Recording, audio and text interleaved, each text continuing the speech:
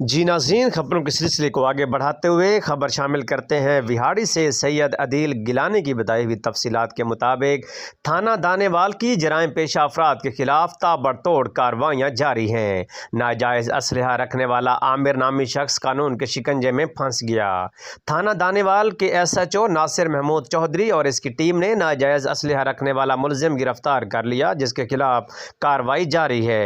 A S I اعجاز احمد تھانہ دانےوال نے روزنامہ سلطان کی ٹیم سے گفتگو کرتے ہوئے کہا کہ ہمارے تھانہ دانےوال کے ایس ایچ او ناصر محمود چودھری کی قیادت میں اور ڈی پی او وہاڑی محمد ظفر بزدار کے ویژن کے مطابق جرائم پیشہ عناصر کے خلاف کارروائی اسی طرح جاری رکھی جائے گی۔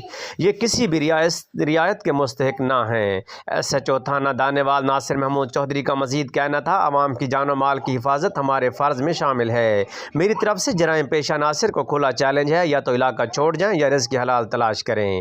تھانہ دانےوال کے علاقے میں جرائم کی شرح میں کمی کے بارے میں علاقہ مکینوں کا اظہار اطمینان اور تھانہ دانےوال کے ایس ایچ او ناصر محمود چودھری کا اس موقع پر کہنا تھا کہ ڈی پی او وہاڑی محمد ظفر بزدار کے ویژن کے مطابق جرائم پیشہ عناصر کے خلاف کریک ڈاؤن جاری رہے گا۔